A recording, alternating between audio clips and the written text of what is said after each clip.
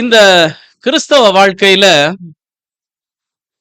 கர்த்தருக்கு பிரியமாய் நடந்தால் மாத்திரமே நித்தியம் என்பது நிச்சயம் இல்லையா? அது நமக்கு எல்லாருக்கும் நல்லாவே தெரியும். தெரிந்திருந்தும் நம்முடைய வாழ்க்கை எப்படிப்பட்டதாய் இருக்கிறது? ஒரு சிறிய அலசல். தெரிந்திருந்தும் நம்முடைய வாழ்க்கை எப்படிப்பட்டதாய் இருக்கிறது? ஏன்னா எல்லா பெற்றோர் வாயிலையும் பொதுவா வர ஒரு வார்த்தை, உன் கூட தானடா சுத்திட்டு இருந்தான், அவனை பாரு மார்க் வாங்கிட்டான்ல. எல்லா வீட்லயும் கேட்டிருக்கோம் இல்லையா? கரெக்ட் தானே? எல்லாரும் அந்த ஸ்டேஜை கடந்து தான் வந்திருக்கோம். எங்க அம்மா அப்பாவும் அப்படிதான் சொல்லியிருப்பாங்க, நானும் பிள்ளைக்கு அப்படிதான் சொல்லியிருப்பேன். அதே மாதிரி வேதத்துல நமக்கு சொல்லியிருக்கு, மேகம் போன்ற இத்தனை திரளான சாட்சிகள் நம்மை சூழ்ந்து கொண்டிருக்க. அதாவது ஏகப்பட்ட சாட்சிகளை, திருஷ்டாந்தங்களை வேதத்துல தேவன் நமக்கு வைத்திருக்கிறார். நாமும் அனுதினமும் வேதத்தை படித்துக் கொண்டுதான் இருக்கிறோம். எத்தனை சாட்சிகள், எத்தனை பிதாக்களுடைய வாழ்க்கை நமக்குள் ஒரு தாக்கத்தை ஏற்படுத்தி இருக்கிறது. கொஞ்சம் நிதானித்து பார்க்கணும். ஏன் அப்படின்னு கேட்கிறேன் அப்படின்னு கேட்டீங்கன்னா, கடைசி நாளிலே தேவன் நம்மை பார்த்து கேட்கும் பொழுது வேதத்துல எப்படி எழுதியிருக்கு அப்படின்னா, இவைகள் எல்லாம் நமக்கு திருஷ்டாந்தங்களாக வைக்கப்பட்டுள்ளது. அப்ப அதை நீ ஏன் பார்க்கலன்னு கேட்பாரு. சரிதானா? சங்கீதக்காரன் எழுதும் பொழுது சங்கீதம் 119:99 நினைக்கிறேன், உம்முடைய சாட்சிகள் என் தியானமா இருக்கிறபடியால் எனக்கு போதித்தவர்கள் எல்லாரிலும் நான் அறிவுள்ளவனா இருக்கிறேன். ஏன்னா ஒரு பாக்கியம். கர்த்தருடைய சாட்சியை தியானிக்கும் பொழுது எனக்கு போதித்த என்னுடைய போதகனை விட நான் அறிவுள்ளவனா இருக்கிறேன். அப்ப எத்தனை பேர் இன்னைக்கு மாறி இருக்கிறோம்? எத்தனை பேர் மாறி இருக்கிறோம்? வசனம் பொய் கிடையாது, உண்மைதானே? அப்ப என்னுடைய போதகனை நான் பார்த்து, ஏன்னா அவர்களுடைய நடக்கையின் முடிவை நன்றாய் சிந்தித்து, அப்படிதான் வசனம் சொல்லுது. அப்ப அவர்களை பார்த்து நான் வளர்ந்து கொண்டிருக்கிறேன் என்றால் அவர்களை விட நான் என்ன அறிவுள்ளவனா இருந்திருக்கணும். ஏன்னா என் வேத வசனம் பொய் சொல்லாது, அந்த வசனம் சத்தியம், அது அப்படியே நடக்கும் என் வாழ்க்கையில. சரிதானா? சோ சுருக்கமாக கர்த்தருக்கு சித்தமானால் சில முற்பிதாக்களை குறித்து, அவருடைய வாழ்க்கையை குறித்து பார்ப்பதற்கு ஆவியானவர் நமக்கு உதவி செய்வாராக. எடுத்து வாசிங்க ஆதியாகம புஸ்தகம் 13வது அதிகாரம் 17வது வசனம்.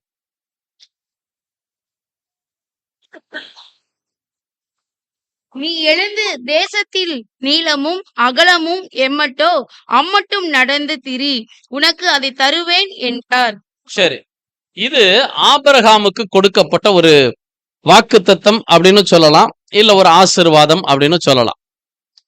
ஆண்டவர் என்ன சொன்னார்? நீ எழுந்து தேசத்தின் நீளமும் அகலமும் எம்மட்டோ அம்மட்டும் நடந்து திரி, உனக்கு அதை தருவேன் என்றார். வேதத்துல பெரும்பாலும் பாத்தீங்க அப்படின்னா, ஒரு தனிப்பட்ட நபருக்கு கொடுக்கப்பட்ட வாக்கு தத்தத்தை நம்ம கிளைம் பண்ண முடியாது. இண்டிவிஜுவல் ப்ராமிசஸ் நம்ம கிளைம் பண்ண முடியாது. இது ஆபிரகாமுக்கு கொடுக்கப்பட்ட வாக்கு தத்தம். இந்த ஆபிரகாமுக்கு தேவன் ஏன் இப்படிப்பட்ட ஒரு வாக்கு தத்தத்தை கொடுத்தார்? அடுத்த வசனம். அப்பொழுது ஆபிரகாம் கூடாரத்தை பெயர்த்து கொண்டு போய் எபிரோனில் இருக்கும் மம்ரேயின் சமபூமியில் சேர்ந்து குடியிருந்து அங்கே கர்த்தருக்கு ஒரு பலிபீடத்தை கட்டினான். சரி, ரைட். ஆண்டவர் சொன்னாரு, நீ கால் மிதிக்கும் தேசத்தை நான் உனக்கு தருவேன் அப்படின்னாரு. இன்னைக்கும் நிறைய சபைகள்ல பார்க்கிறோம், போறோம், இந்த இடத்துல நின்று ஜெபம் பண்ணுவோம், இந்த இடத்த நம்ம சபைக்கு தேவன் என்ன பண்ணுவார்? அதுக்கு பேர் என்னது? அடுத்தவன் சொத்துக்கு ஆசைப்படுறது. நிச்சயமா தேவன் தரமாட்டாரு, புரியுதா? ஆனால் ஆபிரகாமை பொறுத்த மட்டில தேவன் வாக்கு பண்ணினார், உடனே அவர் நடக்க ஆரம்பிச்சார். அப்படியா? நிச்சயமா இல்ல. ஆபிரகாம் பண்ணின காரியம் என்ன? அவன் மம்ரேயின் சமபூமியில, எப்ரோனில இருக்கும் மம்ரேயின் சமபூமியில கர்த்தருக்கு ஒரு பலிபீடத்தை கட்டினான். அதாவது தேவன் சொன்னார், நீ உன் கண்களை ஏறெடுத்து பார், எங்கெங்கெல்லாம் நீ நடக்கிறியோ அந்த பூமியெல்லாம் உனக்கு சொந்தம் அப்படின்னாரு. அவன் ஏறெடுத்து பார்த்தது ஒரே ஒரு இடம். என்ன அப்படின்னு கேட்டீங்கன்னா, ஆண்டவரே, நீர் எனக்கு ஆசீர்வாதத்தை கொடுக்க விரும்புகிறீர், ஆனா எனக்கு நல்லா தெரியும் இந்த ஆசீர்வாதம் என்பது டெம்பரவரி. இந்த ஆசீர்வாதம் என்பது டெம்பரவரி தான். ஆனால் எனக்கு கொடுக்கிறவருக்கு ஒரு இடத்தை கொடுப்பதற்கு நான் விரும்புகிறேன். புரியுதா? அதாவது ஒரு நிலையான பலிபீடத்தை அவன் கட்டுகிறான். இன்னும் தெளிவா உங்களுக்கு சொல்ல போனோம் அப்படின்னு கேட்டீங்கன்னா, அவன் ப்ரொவைடரை தான் பார்த்தானே ஒழிய ப்ரொவிஷனை பார்க்கல. கொடுத்ததை பார்க்கவில்லை, கொடுக்கப்பட்டவரை பார்த்தான். இன்னைக்கு நம்முடைய காரியம் எப்படி இருக்கிறது? நீங்க பாசிட்டிவா அறிக்கை பண்ணுங்க, நிச்சயமாய் தேவன் வாய்க்க பண்ணுவார். அதெல்லாம் இன்னைக்கு போதன. அப்ப நம்முடைய புத்தி எல்லாம் எங்க போய் நிக்குது? பாசிட்டிவா அறிக்கை பண்ணி என்னைக்கு அது நம்ம வீட்டு வாசல் வழியா உள்ள வந்துரும் அப்படின்றதெல்லாம் நிக்குது இல்லையா? ஆபிரகாமனுடைய வாழ்க்கையில நான் கற்றுக்கொள்ள வேண்டிய முதல் பாடம் என்னன்னா, கொடுக்கிறதை பார்க்கிறதை விட, எனக்கு தேவன் கொடுக்கிறதை பார்க்கிறதை விட நான் கொடுக்கிற தேவனை பார்க்க கற்றுக்கொள்ள வேண்டும். அல்லேலூயா. சரிதானா? இப்போ என் வாழ்க்கையில மிக முக்கியமானது எது அப்படின்னு கேட்டீங்கன்னா, நான் பெற்றுக்கொள்கிற ஆசீர்வாதத்தை விட என்னை ஆசீர்வதிக்கிறவர் முக்கியம். அப்போ பெயர்ந்து போகிற ஒரு கூடாரத்தை தனக்காக போட்ட அந்த ஆபிரகாம் பெயர்க்கப்படாத ஒரு நிலையான அந்த பலிபீடத்தை தேவனுக்கு என்று கட்டுகிறார். ஆபிரகாமுடைய வாழ்க்கையில எல்லாம் நீங்க தொடர்ச்சியா பாத்தீங்கன்னா அதான் நடக்கும். சரியா? அப்போ ஆபிரகாமுடைய வாழ்க்கை தொடர்ந்து நம்ம பார்க்கும் பொழுது ஏன் இப்படிப்பட்ட ஆசீர்வாதம் அவன் பெற்றுக்கொண்டதற்குரிய காரணம் என்ன? அதுல 10வது வசனம் வாசிங்க. 10வது வசனம். அப்பொழுது லோத்து தன் கண்களை ஏறெடுத்து பார்த்து யோர்தான் நதிக்கு அருகான சமபூமி முழுவதும் நீர்வளம் பொருந்தினதாய் இருக்க கண்டான். கர்த்தர் சோதோமையும் கோமாராவையும் அழிக்கும் முன்னே சோவாருக்கு போகும் வழி மட்டும் அது கர்த்தருடைய தோட்டத்தை போலவும் எகிப்து தேசத்தை போலவும் இருந்தது. சரி, ரைட். இப்போ நீங்க நல்ல ஒரு காரியம் புரிஞ்சுக்கணும். என்ன அப்படின்னு கேட்டீங்கன்னா, நமக்கு நல்லா தெரிஞ்ச அந்த காரியம் என்னன்னா, ஆபிரகாமுடைய மந்தை மேய்ப்பருக்கும் லோத்துனுடைய மந்தை மேய்ப்பருக்கும் வாக்குவாதம் வந்தது. ஆபிரகாம் லோத்தை பார்த்து சொல்றாரு, பா நீ உன் கண்ணை ஏறெடுத்து பார்த்து எந்த பக்கம் போகணுமோ நீ போ. நீ வலது பக்கம் போனா நான் இடது பக்கம் போறேன், நீ கிழக்க போனா நான் மேற்க போறேன், நீ வடக்க போனா நான் தெற்க போறேன். லோத்து கண்களை ஏறெடுத்து பார்த்தார். பார்க்கும் பொழுது நல்லாவே தெரியும், ஆறு ஓடுற பகுதிக்கு பக்கத்துல இருக்கிறது ஃபெர்டைல் லேண்ட், நல்ல செழிப்பான பூமி. எக்ஸாக்டா அதை தெரிந்து கொள்கிறார் லோத்து இல்லையா? அப்போ அவர் என்ன பண்றாரு அப்படின்னா, அந்த யோர்தானுக்கு அருகில் உள்ள சமபூமி முழுவதும் கர்த்தருடைய தோட்டத்தை போல, எகிப்து தேசத்தின் செழிப்பை போல இருப்பதை பார்த்து அந்த பகுதியை லோத்து தெரிந்து கொள்ளுகிறார். சரிதானா? ரைட், தொடர்ந்து வாசிங்க. அப்பொழுது லோத்து யோர்தானுக்கு அருகான சமபூமி முழுவதையும் தெரிந்து கொண்டு கிழக்கே பிரயாணப்பட்டு போனான். இப்படி அவர்கள் ஒருவரை ஒருவர் விட்டு பிரிந்தார்கள். முக்கியமான வார்த்தை அதுதான், ஒருவர் விட்டு பிரிந்தார்கள். 13 சரி 14. லோத்து ஆபிராமை விட்டு பிரிந்த பின்பு கர்த்தர் ஆபிராமை நோக்கி, உன் கண்களை ஏறெடுத்து நீ இருக்கிற இடத்திலிருந்து வடக்கேயும் தெற்கேயும் கிழக்கேயும் மேற்கேயும் நோக்கி பார். சரி, இப்போ நாம பார்க்க வேண்டிய இன்னொரு முக்கியமான விஷயம் இங்க என்ன அப்படின்னா, லோத்து ஆபிராமை விட்டு பிரிந்த பின்பு, ஆபிரகாம் லோத்தை விட்டு பிரிந்த பின்பு, அதாவது லோத்து என்கிற எபிரேய வார்த்தைக்கு கவரிங் அப்படின்னு அர்த்தம், முக்காடுன்னு அர்த்தம். என்றைக்கு வரைக்கும் ஆபிரகாமுக்கு உலகம் என்கிற முக்காடு போடப்பட்டிருந்ததோ, அந்த முக்காடு நீங்கின பிற்பாடுதான் தேவனுடைய ஆசீர்வாதம் அவன் வாழ்க்கையில வந்து பலிக்கிறது. அது வரைக்கும் ஆண்டவர் கொடுக்கல, ஆசீர்வாதம் கொடுக்கல. நல்லா ஞாபகம் வச்சுக்கணும், என்றைக்கு நம்மையும் நம்முடைய இருதயத்தையும் இந்த உலகம் என்கிற முக்காடு போடப்பட்டிருக்கிறதோ, நம்முடைய இருதயத்துல நம்மை சூழ்ந்து இருக்கிறதோ, அன்னைக்கு வரைக்கும் ரட்சிக்கப்படலதான் ஆனதா இருந்தாலும் எங்க அண்ணன் பையன்ல, எங்க அக்கா புள்ள இல்ல, என்றைக்கு வரைக்கும் அந்த முக்காடு உன் இருதயத்துல போடப்பட்டிருக்கிறதோ அன்று வரைக்கும் நீ தேவனுடைய ஆசீர்வாதத்தை பெற்றுக்கொள்ள முடியாது. நல்லா ஞாபகம் வச்சுங்க. அப்போ லோத்து ஆபிராமை விட்டு பிரிந்த பின்பு, அந்த முக்காடு எடுபட்டு போன பிற்பாடுதான் தேவன் ஆபிராமை பார்த்து சொல்லுகிறார், உன் கண்களை ஏறெடுத்து பார். எடுத்து வாசிங்க. எபிரேயருக்கு எழுதின நிருபம் 11வது அதிகாரம் 8 வாசிங்க.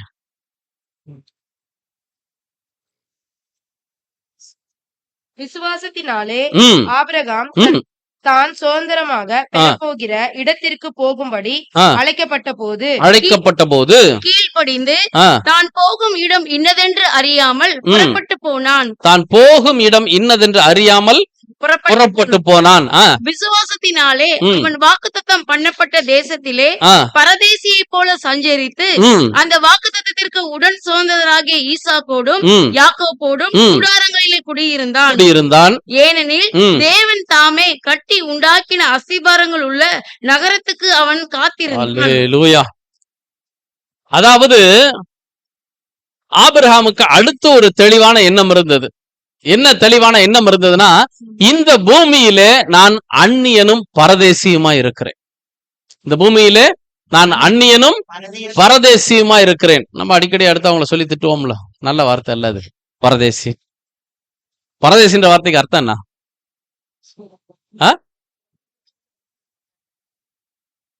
ஒண்ணு இல்லாதவன் நாடோடி, அப்படியா? பரதேசினா நல்ல வார்த்தை, அது உங்களுக்கு தெரியல. பரதேசினா சொஜூனர், ஃபாரினர்னு அர்த்தம். இப்ப தைரியமா சொல்லலாமா தவங்கள? பரதேசத்தார்னு அர்த்தம். நம்ம திட்டத்துக்கு யூஸ் பண்ணதுனால அப்படியே நினைச்சிட்டு இருக்கிறோம். பரதேசினா உங்களுக்கு சந்தேகம்னா 1 பேதுரு 1ல 2வது வசனம் நினைக்கிறேன், வாசிங்க. எக்ஸாக்ட்லி.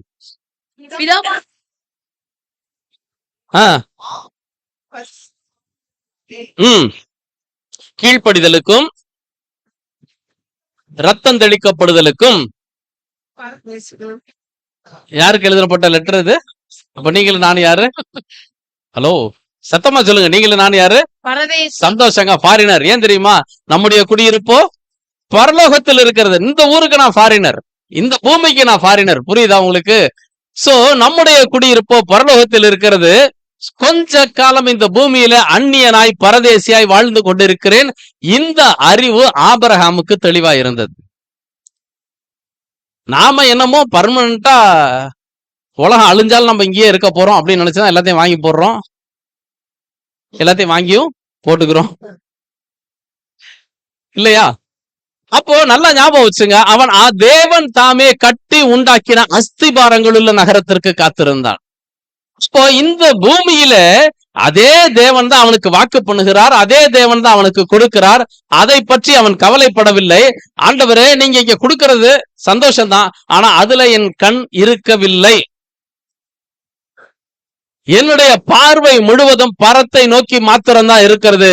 ஏன்னா அது அழிவில்லாத நகரம், அது நித்திய நகரம், அது உம்மால் கட்டப்பட்ட நகரம். அங்க நான் குடியிருக்கணும்.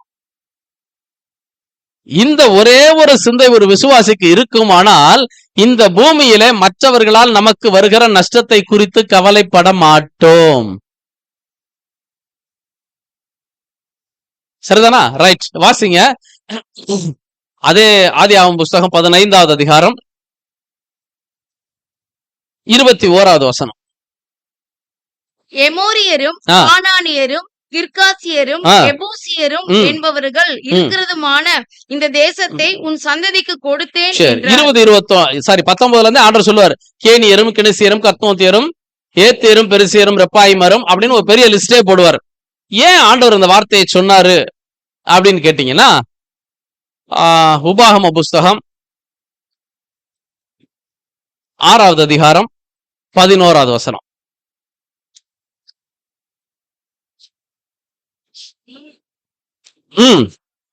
நீ நிரப்பாத சகல நல்ல வஸ்துக்களாலும் நிரம்பிய வீடுகளையும்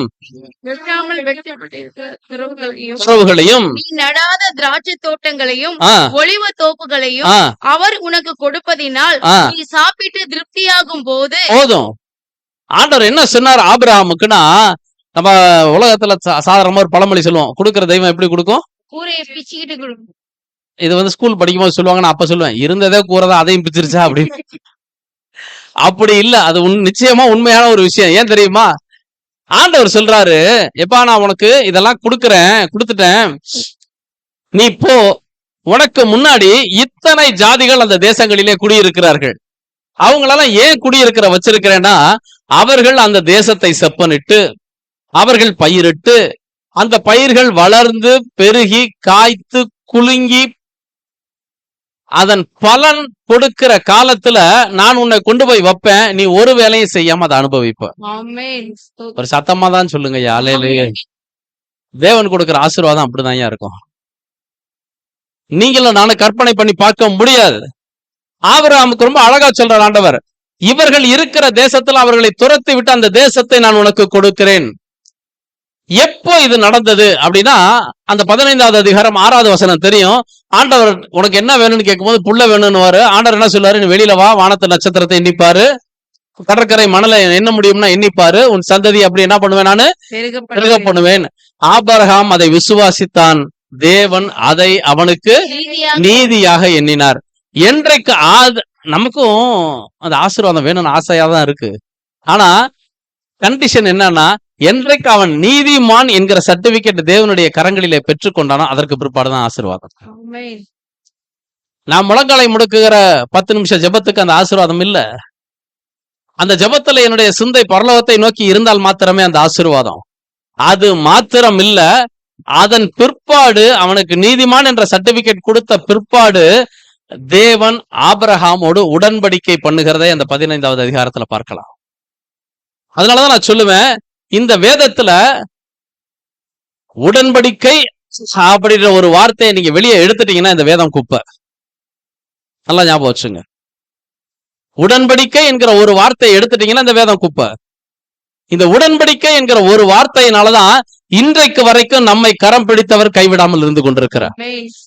என்றைக்கு ஞானஸ்தானத்துல அவரோட கூட உடன்படிக்கை செய்தீர்களோ வசனம் அதனாலதான் சொல்லுது, நீங்கள் உண்மை இல்லாதவர்களா இருந்தாலும் அவர் அந்த உடன்படிக்கையில உண்மை உள்ளவர். அதைத்தான் வசனம் சொல்லுது, அவர் உண்மை உள்ளவராய் இருக்கிறாரு. ஏன் எத்தனையோ குடும்பங்களை பாக்குறோம், கணவன் மனைவி உடன்படிக்கை செய்யறாங்க திருமண நாளில. எத்தனை கணவன்மார்கள் உண்மையா இல்ல, எத்தனை மனைவிமார்கள் உண்மையா இல்ல. ஆனாலும் அந்த உறவு நிற்கிறதற்கு ஒரே ஒரு காரணம் என்னன்னா, இட் இஸ் அ கவனன்ட். அது ஒரு உடன்படிக்கை. அது அதனாலதான் ஆண்டவர் சொல்றாரு, விவாகம் யாவருக்குள்ளும் கனம் உள்ளது. இந்து முஸ்லிம் யாரா இருந்தாலும் சரி, அது யாவருக்குள்ளும் கனம் உள்ளது. விவாக மஞ்சம் அசுசிப்படாதிருப்பதாக ஆண்டவர் ரொம்ப தெளிவா சொல்றாரு. அப்ப உடன்படிக்கைக்கு அவ்வளவு ஒரு கனத்தை கொடுக்கிறார். அப்ப என்னோடும் உங்களோடும் உடன்படிக்கை பண்ணின தேவன், ஆபிரகாமோடும் ஈசாக்கோடும் உடன்படிக்கை பண்ணின தேவன். அந்த உடன்படிக்கை நீங்க என்ன எடுத்து பாத்தீங்க அப்படின்னா, இஸ்ரவேல் மக்கள் 430 வருஷம் அடிமைத்தன வீட்டுல இருந்து வரும் பொழுது அந்த யாத்திராம 2வது அதிகாரத்துல கடைசி வசனம் படிச்சு பாத்தீங்கன்னா, வேணாம் எடுக்க வேண்டாம், டைம் ஆகுது, படிச்சு பாத்தீங்கன்னா ஆண்டவர் சொல்வாரு, அவர் ஆபிரகாமோடும் ஈசாக்கோடும் பண்ணின உடன்படிக்கை நினைத்து இவர்களை வெளியே கூட்டிட்டு வந்தாராம். சோ அவர் உடன்படிக்கையில உண்மை உள்ள தேவன். அப்போ நீதிமான் என்கிற அந்தஸ்தை அவன் பெற்ற பிற்பாடு அவனோடு உடன்படிக்கை செய்கிறார்.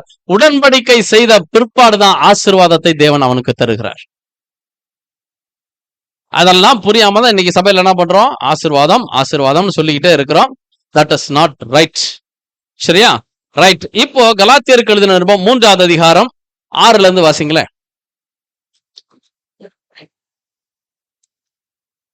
6ல இருந்து 8 வரைக்கும். அப்படியே ஆபிரகாம்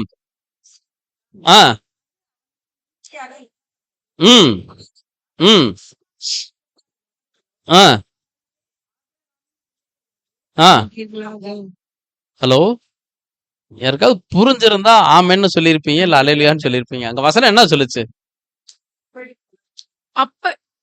அந்தப்படியே விசுவாச மார்க்கத்தார்கள் எவர்களோ இப்ப நீங்களும் நானும் யாருடைய பிள்ளை? ஆபிரகாமுடைய பிள்ளைகள். வாசிங்க தொடர்ந்து. மேலும் தேவன் விசுவாசத்தினாலே புறஜாதிகளை நீதிமான்கள் ஆக்குகிறார் என்று வேதம் முன்னாக கண்டு உனக்குள் சகல ஜாதிகளும் ஆசீர்வதிக்கப்படும் என்று ஆபிரகாமுக்கு சுவிசேஷமாய் முன்னறிவித்தது. அல்லேலூயா. அந்தபடி விசுவாச மார்க்கத்தார் விசுவாசம் உள்ள ஆபிரகாம் உடனே ஆசீர்வதிக்கப்படுகிறார்கள். நியாயப்பிரமாணத்தின் கிரியை அப்போ விசுவாச மார்க்கத்தார்கள் ஆபிரகாமுடனே ஆசீர்வதிக்கப்படுகிறார்கள். நல்லா ஞாபகம் வச்சுங்க, நிச்சயமா நமக்கு அந்த ஆசீர்வாதம் வருகிறது, இண்டிவிஜுவல் ப்ராமிசஸ் தவிர. அது நல்லா ஞாபகம் வச்சுக்கணும். சரியா? இப்போ இன்னும் தெளிவா நீங்க வேதத்தை ஆராய்ஞ்சு பாத்தீங்கன்னா, ஆபிரகாம் என்கிற பேரை தேவன் ஆசீர்வதித்த பிற்பாடு ஆபிரகாம் என்று மாற்றுகிறார். காரணம் என்ன? மகாலட்சுமி என்ன பண்றோம், ஞானசனம் கொடுத்தோன்னா எஸ்தர் அப்படின்னு மாத்திடுறோம். அப்படியா?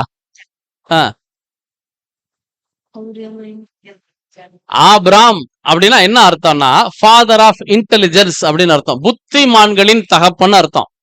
நல்லா ஞாபகம் வச்சுங்க, நீங்க தேவன்கிட்ட வந்த பிற்பாடு உங்க சொந்த புத்தி அவசியமே இல்லை. தேவன் கொடுக்கிற ஞானம் போதுமானது, அது அதை விட ரொம்ப அதிகமானது. சோ புத்திமான்களின் தகப்பனாய் இருந்த ஆபிராமை தேவன் ஜாதிகளின் தகப்பனாக, கர்ப்பங்களின் தகப்பனாக, ஆபிரகாம் ரஹேம் அப்படின்னு வரும் எபிரேய மொழியில. அப்போ ஜாதிகளின் தகப்பனாக மாற்றுகிறார். காரணம் என்ன? நீங்களும் நானும் அந்த வம்சத்துக்குள்ள வரணும்ன்றதுக்காக. அதத்தான் வசனம் சொல்லுது, வேதம் முன்னதாக கண்டு அவனுக்கு நற்செய்தியாக சுவிசேஷமாக அதை அறிவித்தது. சரிதானா? இப்ப சொல்லுங்க, அந்த ஆசீர்வாதம் நமக்கு வருமா வராதா? வரும். அப்ப தேவன் ஆபிரகாமுக்கு கொடுக்கிற வாக்குகள், அந்த தனிப்பட்ட வாக்குகளை தவிர மற்ற எல்லாவற்றையும் நீங்களும் நானும் பெற்றுக்கொள்ள நிச்சயமாய் முடியும். ரோமருக்கு எழுதின நிருபம் 4வது அதிகாரம் 17வது வசனம்.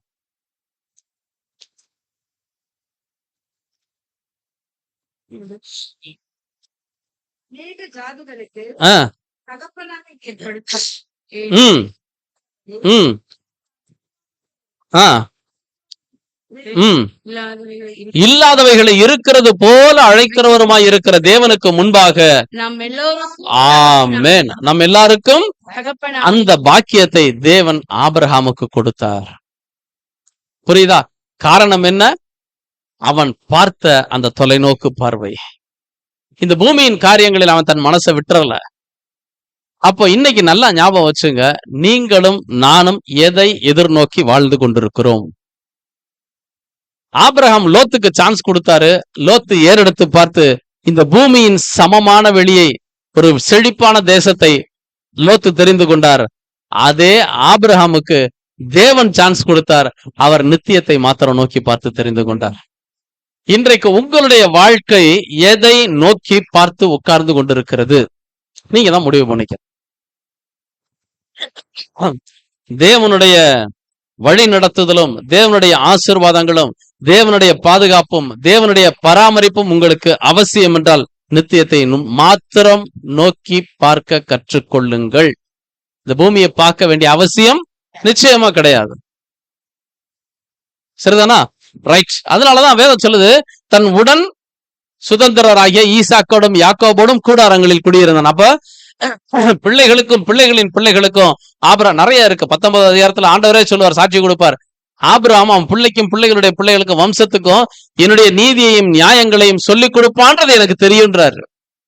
அவ்வளவு நம்பிக்கை ஆண்டவர் சொல்றாரு ஆபிரகாமை குறித்து. இப்ப இன்னைக்கு நம்மளை பார்த்து அப்படியே ஒரு சாட்சி ஆண்டவர் கொடுக்கணும்.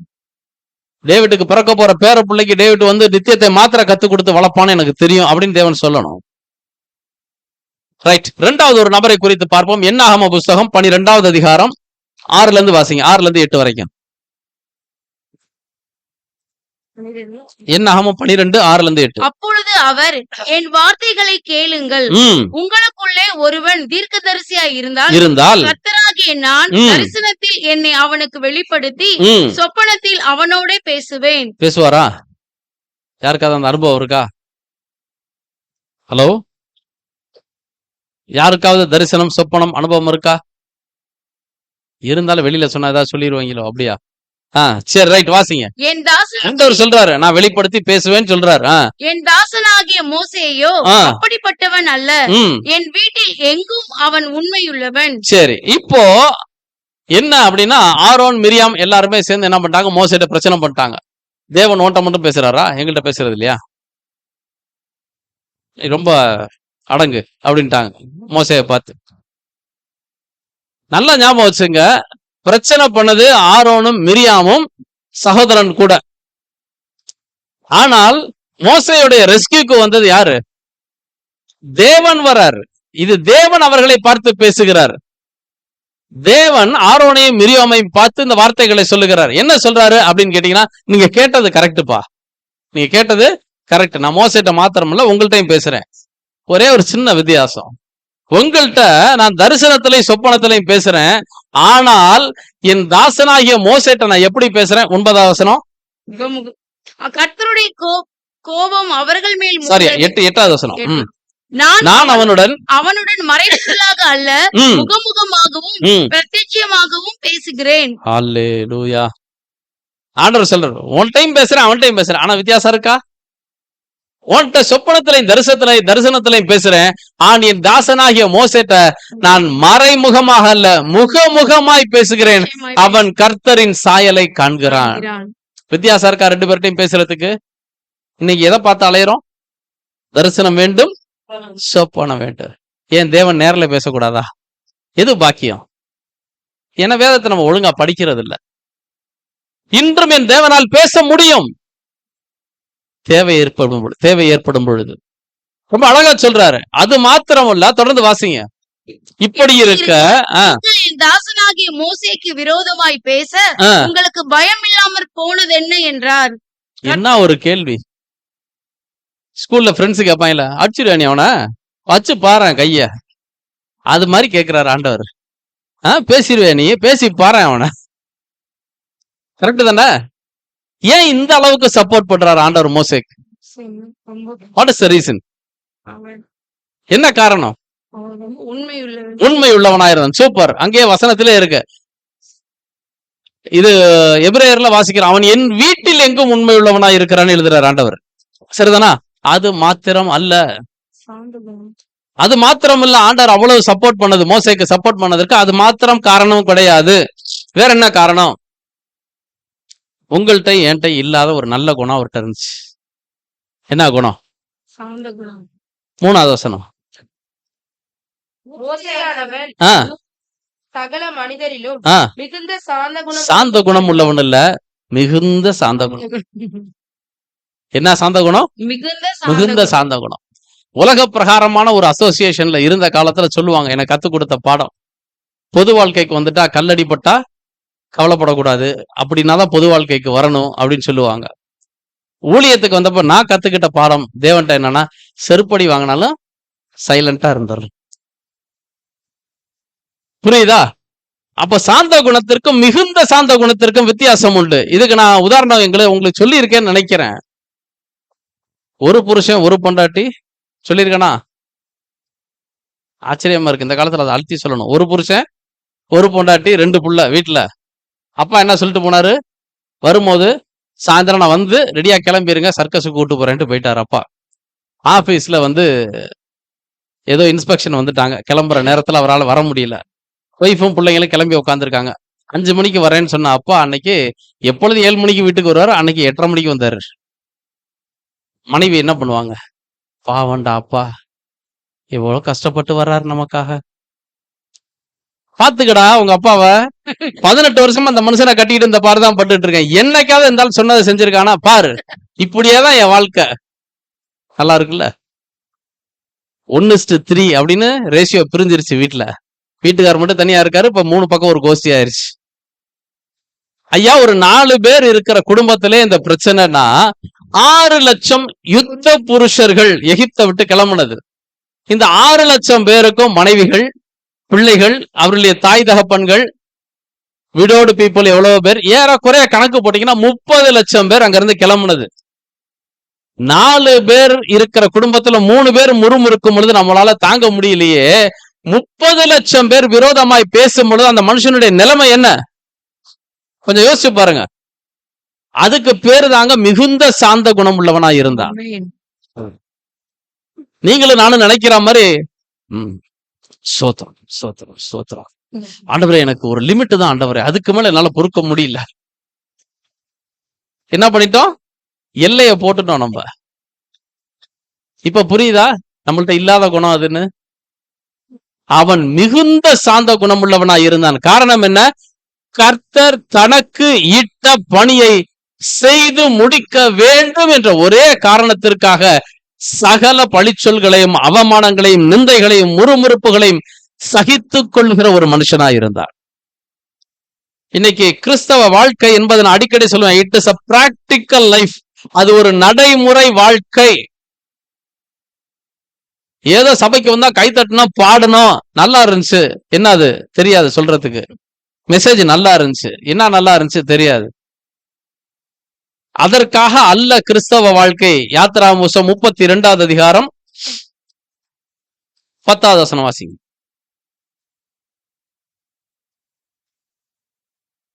ஆகையால் என் கோபம் இவர்கள் மேல் மூளவும் நான் இவர்களை அழித்து போடவும் நீ என்னை விட்டுவிடு, உன்னை ஒரு பெரிய ஜாதியாக்குவேன். ஆண்டவர் சொல்றார்.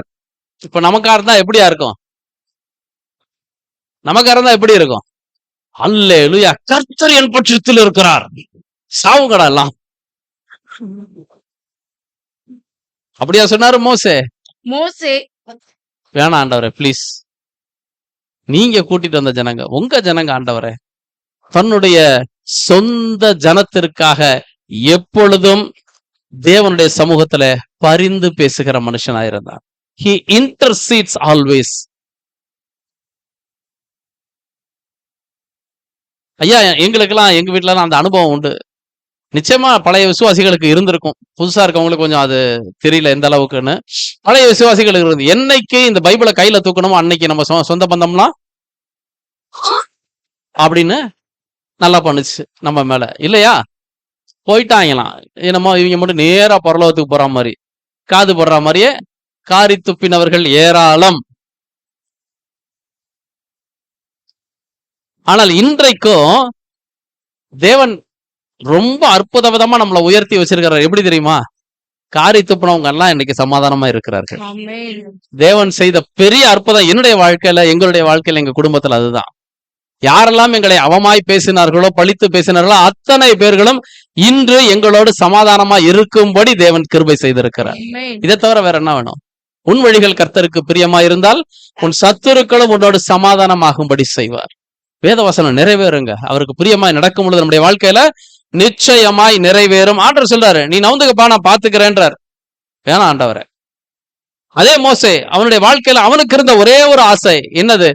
ஆண்டவர் சொல்றாரு, அவன் என் சாயலை காண்கிறான். சாயலை மாத்திரதான் பார்த்துட்டு இருக்கேன், அவரு உங்களை நான் பார்க்கணும். கேட்டாரா இல்லையா? கேட்டாரு. அதே அதிகாரத்துலதான் இருக்கு. ஆண்டவர் என்ன பண்றாரு? நீ போய் அந்த கண்மலை வெடிப்பிலே நில்லு, என் மகிமை கடந்து போகும்போது நான் உன்னை இந்த கண்மலையின் வெடிப்பிலே வைத்து நான் கடந்து போகும் மட்டும் என் கரத்தினால் உன்னை மூடுவேன், என் கரத்தை எடுப்பேன், அப்பொழுது என் பின்பக்கத்தை காண்பாய், என் முகமோ. சோ அவருடைய பிரின்சிபலை மீற முடியாது ஆண்டவரால. ஏன்? தேவனை ஒருவனும் ஒரு காலம் கண்டதில்லை, கண்டவன் உயிரோடு இருக்க முடியாது, இருக்க கூடாது. அதனால என் பின்பக்கத்தை காண்பாய் அப்படின்னாரு. அப்போ ஆண்டவர் எந்த அளவுக்கு ஒரு பாக்கியமான அந்தஸ்தை மோசேக்கு கொடுத்திருந்தார் அப்படின்னு கேட்டீங்கன்னா, அதுலயே பக்கத்திலேயே பாருங்களேன், 34வது அதிகாரத்துல 5வது வசனம் வாசிங்க. இறங்கி அங்கே அவன் அருகே நின்று கர்த்தருடைய நாமத்தை கூறினார். கர்த்தர் அவனுக்கு முன்பாக கடந்து போகிற போது அவர் கர்த்தர் கர்த்தர் இரக்கமும் கிருபையும் நீடிய சாந்தமும் மகா தயையும் சத்தியமும் உள்ள தேவன். சரி,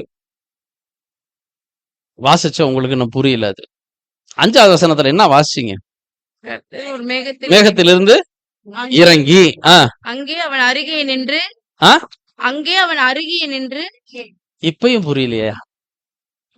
மேகத்துல இருந்து இறங்கின ஆண்டவர் என்ன பண்ணாராம்?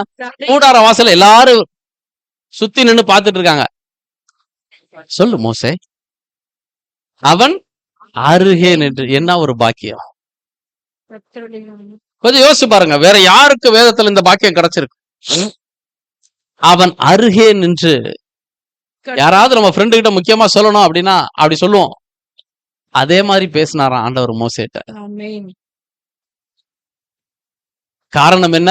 அவன் மிகுந்த சாந்த குணம் உள்ளவனாய் இருந்தான், தன்னுடைய ஜனங்களுக்காக பரிந்து பேசுகிறவனாய் இருந்தான். பூமியில தேவன் தனக்கு கொடுத்த அலுவலை மாத்திரம் பார்த்து அவன் வாழ்க்கை ஓடிக்கொண்டிருந்தது. வாசிங்க உபாகம புஸ்தகம் 34வது அதிகாரம் 5-6 வாசிங்க. அப்படியே கர்த்தரின் தாசனாகிய மோசே மோவாப் தேசமான அவ்விடத்திலே கர்த்தருடைய வார்த்தையின்படியே மரித்தான். அவர் அவனை மோவாப் தேசத்தில் உள்ள பெத்பேயோருக்கு எதிரான பள்ளத்தாக்கிலே அடக்கம் பண்ணினார். அல்லேலூயா. அந்த பாக்கியம் யாருக்கு? இந்நாள் வரைக்கும் ஒருவனும் அவன் பிரேத குழியை அறியான். இந்நாள் வரைக்கும் ஒருவனும் அவன் பிரேத குழியை அறியான். அப்ப மோசேக்கு கிடைத்த மிகப்பெரிய பாக்கியம் என்னது? அவரே அடக்கம். நிச்சயமா அது இல்ல.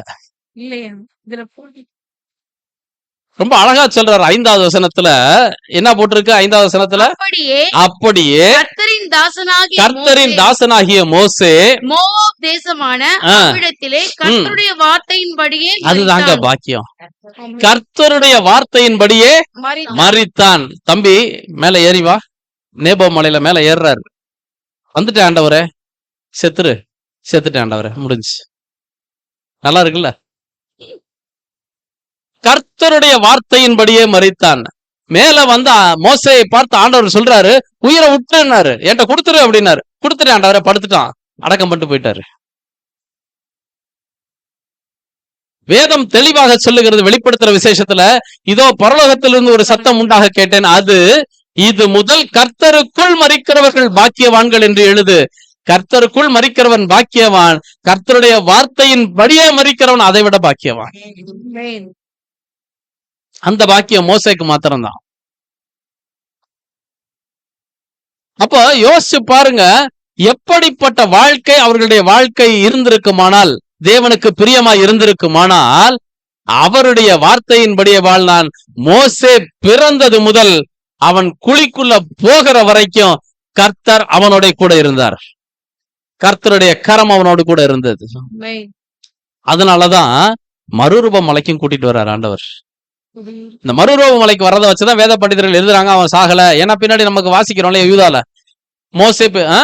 மோசேயுடைய சரீரத்தை குறித்து பிசாசு மிகாவலோட தர்க்கித்து பேசும் பொழுது அப்படின்னு இருக்கு. பட் நமக்கு அந்த மாதிரி வசனம் கிடையாது. எழுதுறாங்க, பேசுறாங்க. Right, it is up to them and God. அதனால அதை பத்தி நம்ம பார்க்க வேண்டிய அவசியம் இல்லை. ஆனால் மோசேக்கு எந்த அளவுக்கு தேவன் ஒரு உயர்வை கொடுத்தார், பாக்கியத்தை கொடுத்தார்னா, மறுரூப மலையில அவரோடு கூட பேசுகிற ஒரு பாக்கியத்தையும் கொடுக்கிறார். சரிதானா? ரைட், டைம் ஆகுது. 3வது ஒரு நபரை குறித்து பார்க்க போகிறோம். யோபின் புஸ்தகம் 42வது அதிகாரம். கொஞ்சம் வேகமாடுங்க, சுருக்கமா பார்த்துருவோம். 42வது அதிகாரம் 7ல இருந்து வாசிங்க. கர்த்தர் இந்த வார்த்தைகளை யோபோடு பேசின பின் கர்த்தர் தேமானியனான எலிபாசை நோக்கி, உன் மேலும் 2 சிநேகிதர் மேலும் எனக்கு கோபம் மூளுகிறது. என் தாசனாகிய யோபு பேசினது போல் நீங்கள் என்னை குறித்து நிதானமாய் பேசவில்லை. ஆதலால் நீங்கள் 7 காளைகளையும் 7 ஆட்டுக்கடாக்களையும் தெரிந்து கொண்டு என் தாசனாகிய யோபினிடத்தில் போய் உங்களுக்காக சர்வாங்க தகன பலிகளை இடுங்கள். என் தாசனாகிய யோபும் உங்களுக்காக வேண்டுதல் செய்வான். நான் அவன் முகத்தை பார்த்து உங்களை உங்கள் புத்தியினத்துக்கு தக்கதாக நடத்தாதிருப்பேன். என் தாசனாகிய யோபு பேசினது போல் நீங்கள் என்னை குறித்து நிதானமாய் பேசவில்லை என்றார். இந்த 3 வசனம் வாசிச்சீங்களே, அதுல ஒரு காரியம் திருப்பி ரிப்பீட் ஆயிட்டே இருக்கும். என்னது? எக்ஸாக்ட்லி யோபினுடைய ஃப்ரெண்ட்ஸ் கிட்ட ஆண்டவர் சொல்றாரு, என் தாசனாகிய யோபு, என் தாசனாகிய யோபு, என் தாசனாகிய. நம்ம சொல்ற மாதிரி சொல்லணும், ஏன் ஆள்றாம யாரது? ஏன் ஆளு. அவன்கிட்ட நீ பேசிருவியா? நீ அவன் பேசின மாதிரி நீ பேசுனியா? அப்போ தேவன் யோபுவுக்கு எந்த அளவுக்கு கனத்தை கொடுத்திருந்தார் அப்படின்னு கேட்டீங்கன்னா, இந்த யோபு பேசினது போல நீங்கள் நிதானமாய் பேசவில்லை. அது மாத்திரமல்ல, அவர்களை கண்டித்து முடித்த பிற்பாடு ஆண்டவர் சொல்ற வார்த்தை என்ன அப்படின்னு கேட்டீங்கன்னா, ரொம்ப அழகா இருக்கும் அவங்க வேதத்துல. என்ன அப்படின்னு கேட்டீங்கன்னா, ஆண்டவர் யோபை பாக்குறாரு. என்னப்பா, சரியா? சரி ஆண்டவர். என்ன சரி? அவங்களுக்காக ஜெபம் பண்றியா? நான் விட்டுறேன். சரி ஆண்டவரை, ஜெபம் பண்றேன். அங்க நல்லா பாருங்க என்ன போட்டிருக்குன்னு. அப்பொழுது கர்த்தர் யோபின் முகத்தை. அப்ப 3 பேரும் பொழைக்கிறதுனா யார் கையில இருக்கு? இப்போ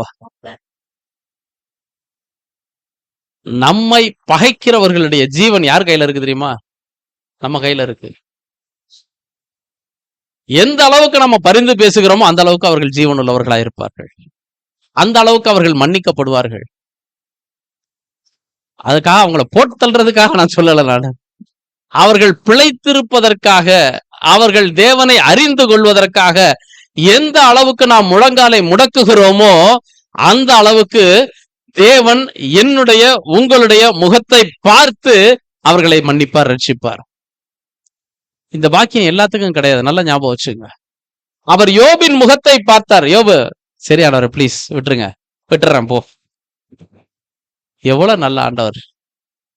இன்னைக்கு உங்க முழங்கால்களை முடக்கி பாருங்க. ஆமா ஆண்டவரே, அன்னைக்கு போகும்பொழுது கல்யாண வீட்டுல அவ்வளவு அசிங்கமா தான் அது பேசுச்சு என்ன.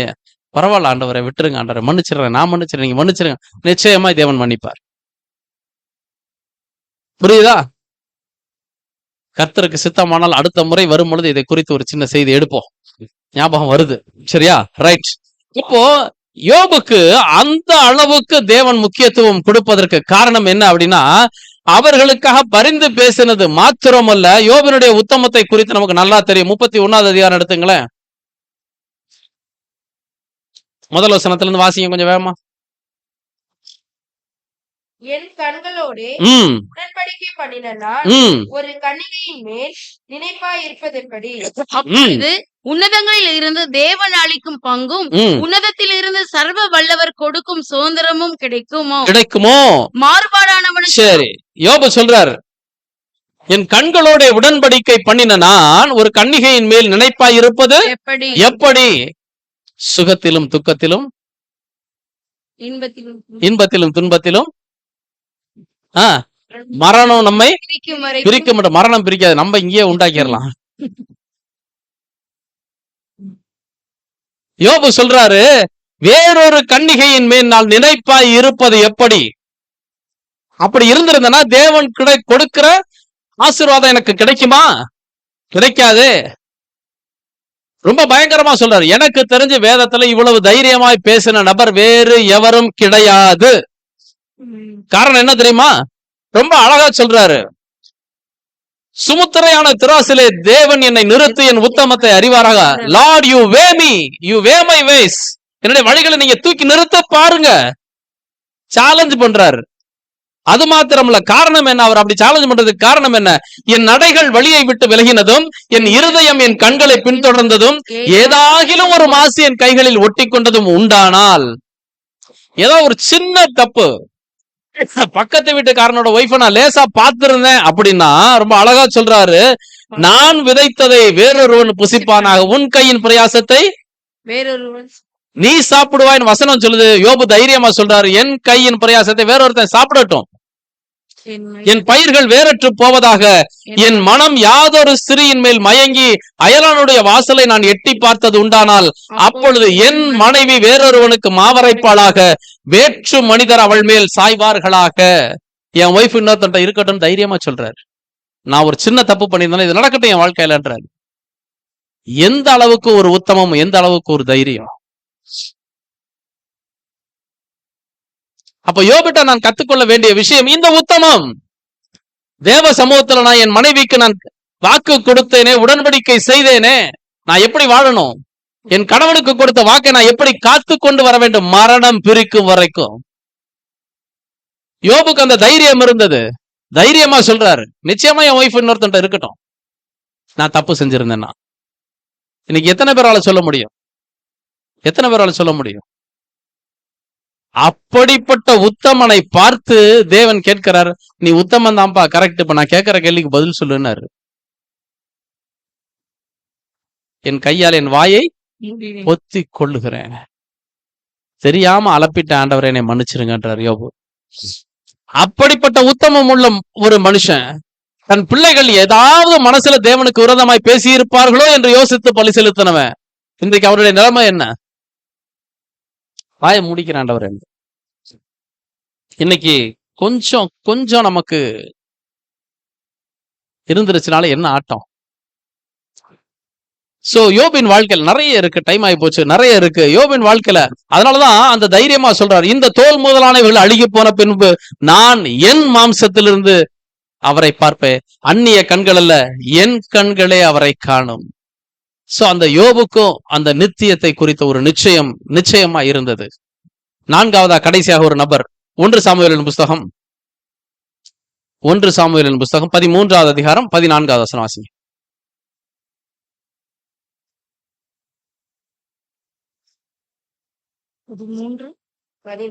13:14. இப்போதோ ஆ, உம்முடைய ராஜ்யபாரம் நிலை நிற்காது. ம், கர்த்தர் தம்முடைய இருதயத்திற்கு ஏற்ற ஒரு மனுஷனை தமக்கு தேடி ம், அவனை கர்த்தர் தம்முடைய ஜனங்கள் மேல் தலைவனாய் இருக்க கட்டளையிட்டார். ம். கர்த்தர் உமக்கு விதித்த கட்டளையை சரி, யார்கிட்ட சொன்ன வார்த்தை? சொன்னான். ஆ, சவுல் சவுல் சாமுவேல்கிட்ட. சாமுவேல் வந்து சவுல்ட்ட. பயந்துட்டேன் நான். சாமுவேல் சவுல்கிட்ட சொன்ன வார்த்தை. வேதத்துல நீங்க பாத்தீங்கன்னா ஒவ்வொரு வசனமும் வாசிக்க வாசிக்க அவ்வளவு ஒரு அற்புதமா இருக்கும். என்ன அப்படின்னு கேட்டீங்கன்னா, இந்த சவுல் இஸ்ரவேல் தேசத்திற்கு முதல் ராஜா இல்லையா? இந்த முதல் ராஜாவை சாமுவேல் தான் அபிஷேகம் பண்ணுகிறார். ஆனா வேதம் தெளிவா சொல்லுது, ஜனங்களுடைய விருப்பத்திற்காக சவுல் ராஜாவாக தேர்ந்தெடுக்கப்பட்டான்.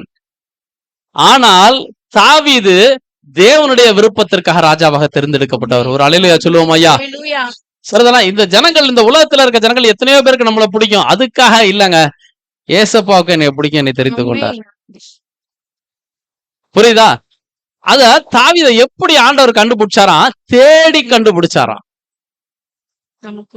சவுல்ட்ட சாமுவேல் சொல்றாரு, கர்த்தர் தம்முடைய ஜனங்களின் மேலே தலைவனா இருக்க உமக்கு விதித்த கட்டளையை மீறிட்டீங்க. அதனால கர்த்தர் தம்முடைய இருதயத்திற்கு ஏற்ற ஒரு மனுஷனை தமக்கு தேடி கண்டுபிடித்து ஏற்படுத்தி விட்டார்.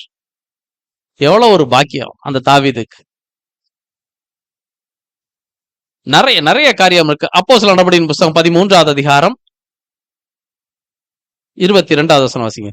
பின்பு அவர் அவனை தள்ளி ஆ, ராஜாவாக ஏற்படுத்தி ஆ, தாவீதை ஆ. ஏற்றவனாக என் இருதயத்திற்கு ஏற்றவனாக கண்டேன். போதும், அவன் எனக்கு சித்தமானவைகளை இப்ப ஏன் தேடி கண்டுபிடிச்சாருன்னு புரியுதா ஐயா? தாவீது வாழ்க்கையில நீங்க கற்றுக்கொள்ள வேண்டிய ஒரு விஷயம், எத்தனையோ கோடான கோடி பேர் இந்த பூமியில இருக்கும் பொழுது என்னையும் உங்களையும் தேவன் அவருடைய சொந்த பிள்ளைகளாக தெரிந்து கொண்டதற்கு ஒரு நோக்கம் உண்டு. அவர் சித்தத்தை செய்ய தாவீதை தெரிந்து கொண்டு தேவன் சொன்னார், எனக்கு என்னென்னலாம் சித்தமா அதை அவன் செய்வான். ஆமென். இன்றைக்கு நம்மையும் அதே தான் ஆண்டவர் சொல்லி கொண்டிருக்கிறார். அதைத்தான் நம்மள்ட்ட எதிர்பார்க்கிறார். அவருடைய சித்தம் செய்கிற பிள்ளைகளாய் நாம் இருக்க வேண்டும் என்றுதான் தேவன் எதிர்பார்க்கிறார். நம்முடைய வாழ்க்கை எப்படி இருக்கிறது? 1 சாமுவேல் புத்தகம் 16வது அதிகாரம் 3வது வசனம் வாசிங்க. ஈசாயை பலிவிருந்து அழைப்பாயாக. பலிவிருந்துக்கு அழைப்பாயாக. அப்பொழுது நீ செய்ய வேண்டியதை ம், நான் உனக்கு அறிவிப்பேன். ம். நான் உனக்கு சொல்லுகிறவனை ஆ, எனக்காக அபிஷேகம் பண்ணுவாயாக என்றார். சொன்னாரா இல்லையா? நான் உனக்கு சொல்லுகிறவனை எனக்காக அபிஷேகம் பண்ணு.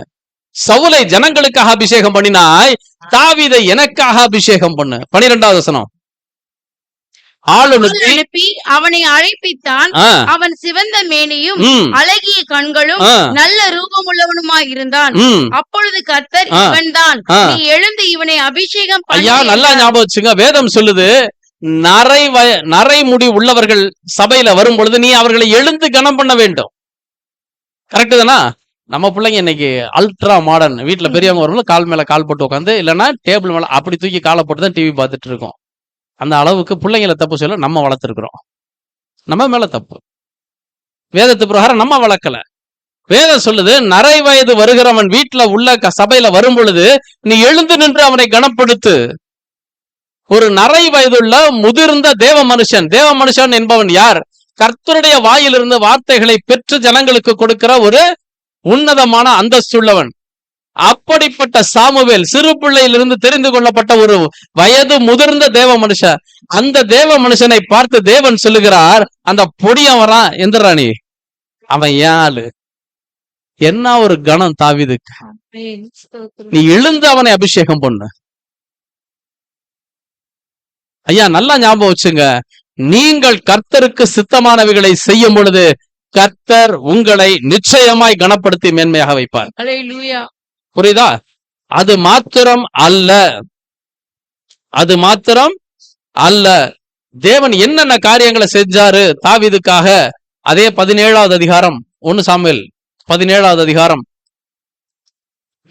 ஏன் செஞ்சாரு? 26வது வசனம்.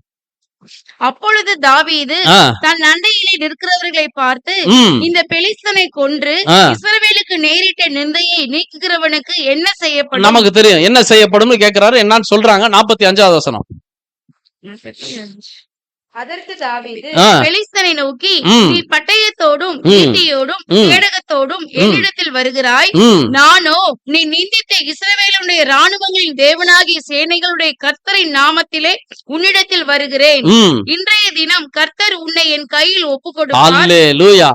தாவீதை இந்த அளவுக்கு தேவன் கனப்படுத்துறதற்கு ஒரே ஒரு காரணம் தான், எப்பொழுதும் தேவனை சார்ந்து கொள்ளுகிற மனுஷன் தாவீது. அது தப்பு செஞ்சாலும் சரி, நல்லது செஞ்சாலும் சரி, தேவனுடைய சித்தத்தின்படி செஞ்சாலும் சரி, எப்பொழுதும் கர்த்தரை சார்ந்து கொள்ளுகிற மனுஷன். யுத்தம் கர்த்தருடையது. எல்லாத்தையும் அவர் பாதத்துல ஒப்பு கொடுத்துடுற தாவீது. அதனாலதான் தாவீதுக்கு இப்படிப்பட்ட கணத்தை தேவன் கொடுத்திருந்தார். 18வது அதிகாரம் 14-15. தாவீது ஆ, செய்கையில் எல்லாம் ஆ, புத்திமானாய் நடந்தார். ஆ, கர்த்தர் அவனோட கூட இருந்தார். ம். அவன் மகா புத்திமானாய் நடக்கிறதை சவுல் கண்டு சவுல் அவனுக்கு கண்டு பயந்திருந்தான். அவனுக்கு பயந்திருந்தான். நல்லா ஞாபகம் வச்சுங்க, கர்த்தர் யார் கூட இருந்தாரு? தாவீது கூட. ஒருத்தர் கூட என் கூட இருக்காருன்னு சொல்ல போறீங்களா?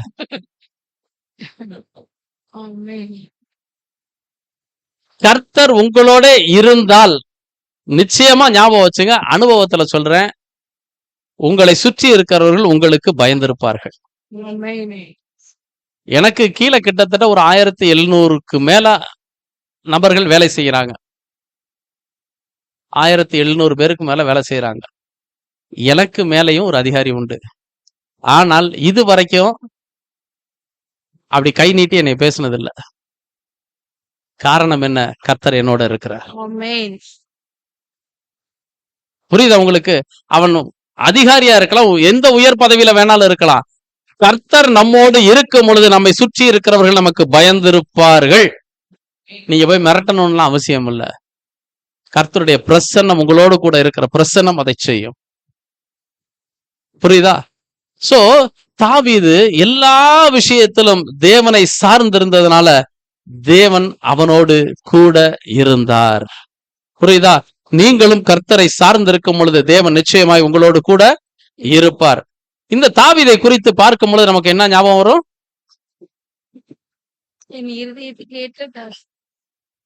சுதாரிச்சிட்டீங்க பாத்தீங்களா? நமக்கு அதுதான் ஞாபகம் வரும் எடுத்தவனே. பத்சேபாள் இடத்திலே பாவத்திற்கு உட்பட்டவன், பிசாசினால ஏவப்பட்டு ஜனங்களை தொகையிட்டவன், பத்சேபாளை அடைய வேண்டும் என்பதற்காக அவங்க வீட்டுக்காரர் கொன்னவன், அதுக்கு திட்டம் போட்டவன். ஏகப்பட்ட லிஸ்ட் நம்ம கையில இருக்குது தாவீதை பத்தி. கரெக்டு தானே? 1 ராஜாக்களின் புஸ்தகம் 15வது அதிகாரம், 1 ராஜாக்களின் புஸ்தகம் 15வது அதிகாரம் 5வது வசனம் வாசிங்க. ஆ, இயற்கையாகிய உரியாவின் சங்கதி ஒன்று தவிர ஆ, கர்த்தர் தனக்கு கட்டளையிட்டதிலே ஆ, நாளெல்லாம் ஆ. விலகாமல் அவன் பார்வைக்கு செம்மையானதை செய்து வந்தான். இது யார் சொன்ன வார்த்தை? கர்த்தர். கர்த்தர் சொல்றாரு. நம்ம பார்வையில லிஸ்ட் பெருசா இருக்கு. கர்த்தர் சொல்றாரு, உரியாவின் மனைவியாகிய அந்த ஒரு சங்கதியை தவிர வேற ஒரு பாவம் என் புள்ள செய்யலான்ட்டாரு. எல்லாத்தையும் அழிச்சிட்டார் ஆண்டவர். என்ன ஒரு பாக்கியம். ஆனா அந்த சங்கதிக்கு ஆண்டவர் சுலுக்கெடுத்தார் தாவீது. அது அடுத்த விஷயம். புரியுதா? நல்லா ஞாபகம் வச்சுங்க. நமக்கும் ஆசை, என்னுடைய பாவங்களை முதுகு பின்னாக எரிந்து போட வேண்டும், ஆழ்கடலிலே எரிஞ்சிடணும், கிழக்குக்கும் மேற்குக்கும் எவ்வளவு தூரம் விளக்கிடணும். எனக்கு ஆசைதான். வாழ்க்கை எப்படி இருக்கு? எழுந்து நிற்போம், எழுந்து நிற்போம்.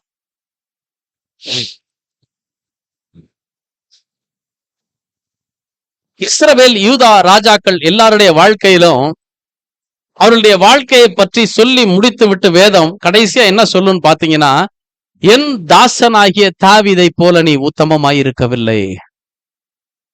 தன் தகப்பனாகிய தாவீது நடந்த வழிகளிலே நடந்தான், தன் தகப்பனாகிய தாவீது நடந்த வழிகளிலே நடக்கவில்லை. எல்லா விதத்திலையும் பாத்தீங்கன்னா தாவீதை மாத்திரமே கம்பேர் பண்ணும் வேதம். ஐயா, இன்னைக்கு நம்முடைய அட்லீஸ்ட் சபையில இல்லாட்டியும் சொந்த பந்தங்கள் மத்தியில சொந்த பந்தம் சொல்லுமா,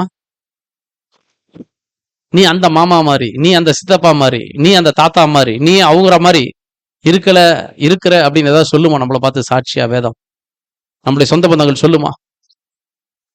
கொஞ்சம் யோசிச்சு பாருங்க, எப்படிப்பட்ட வாழ்க்கை வாழ்ந்து கொண்டிருக்கிறோம். ஆபிரகாமை குறித்து பார்த்தோம். அவனுடைய விசுவாசம், அவனுடைய நோக்கம் நித்தியத்தை மாத்திரமே நோக்கி. மோசேயை குறித்து பார்த்தோம். அவனுடைய கீழ்ப்படிதலும், அவனுடைய நீடிய பொறுமை, லாங் சஃபரிங். யோபை குறித்து பார்த்தோம். அவன் தன்னுடைய செய்கைகளில் எல்லாம் நீதிமானாய் நடந்தான். அதனாலதான் ஆண்டவர் அவன்கிட்ட பர்மிஷன் கேட்கிறாரு, என்னப்பா விட்டுறலாமா வேணாமான்னு. அவனுடைய செய்கை எப்படி இருந்தது? தன்னுடைய சகோதரர்களுக்காக பரிந்து பேசுகிற ஒரு செய்கை. தாவீதை குறித்து பார்த்தோம். டோட்டல் டிபெண்டன்ஸ், கர்த்தரை முழுவதுமாக சார்ந்திருந்த ஒரு தாவீது. எப்பொழுதும் கர்த்தர் மேல் நம்பிக்கை வைத்திருந்த ஒரு தாவீது. முற்பதாக்களுடைய வாழ்க்கை எதற்காக வேதத்துல நமக்கு எழுதி கொடுக்கப்பட்டிருக்கிறது? கொஞ்சம் நம்மை நாமே நிதானித்து பார்ப்போம். 1000 தடவை வாசிச்ச வசனங்கள் தான்.